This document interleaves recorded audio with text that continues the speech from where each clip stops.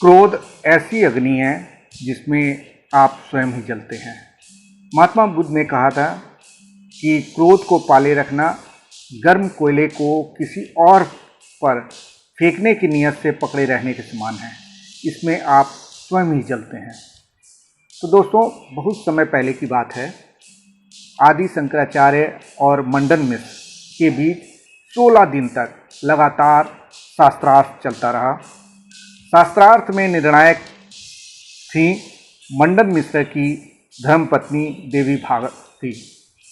हार जीत का निर्णय होना बाकी था।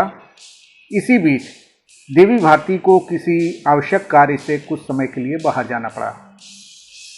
लेकिन जाने से पहले देवी भारती ने दोनों ही विद्वानों के गले में एक एक फूल माला डालते हुए कहा, ये दोनों मालाएं मेरी अनुपस्थिति में आपके हार और जीत का फैसला करेंगे।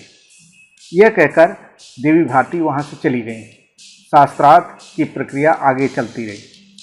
कुछ देर पश्चात देवी भारती अपना काम पूरा करके जब लौटी तो उन्होंने निर्णायक नज़रों से दोनों को, यानी कि शंकराचार्य और मंडन मिश्रा को बारी बारी से देखा और अपना निर्णय सुना दिया। उनके फैसले के अनुसार आदि शंकराचार्य विजयी घोषित हुए थे और उनके पति मंडन मिश्र की पराजय हुई थी। सभी जो देखने वाले थे दर्शक, वो हैरान हो गए कि बिना किसी आधार के इस विदुषी ने अपने ही पति को पराजित करा दिया।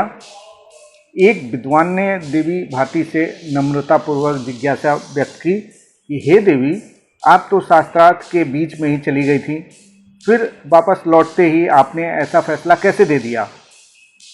देवी भारती ने मुस्कुराकर जवाब दिया कि जब भी कोई विद्वान शास्त्रार्थ में पराजित होने लगता है और उसे जब दिखने लगती है तो इस वजह से वह क्रुद्ध हो उठता है। और मेरे पति के गले में जो माला पड़ी है उनके क्रोध के ताप से सूख चुकी है, जबकि शंकराचार्य जी की माला जो है उसके फूल अभी भी तरोताज़ा हैं। इससे ज्ञात होता है कि शंकराचार्य जी की विजय हुई है। विदुषी देवी भारती का फैसला सुनकर सभी दंग रह गए। सबने उनकी काफ़ी प्रशंसा की।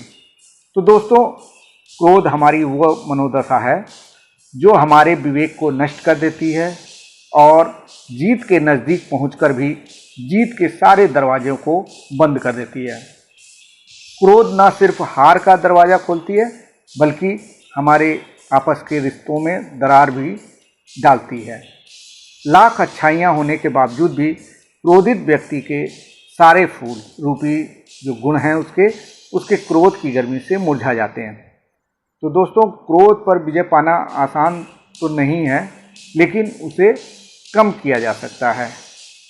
आप अपने क्रोध के मूल कारण को समझें और उसे सुधारने का प्रयत्न करें।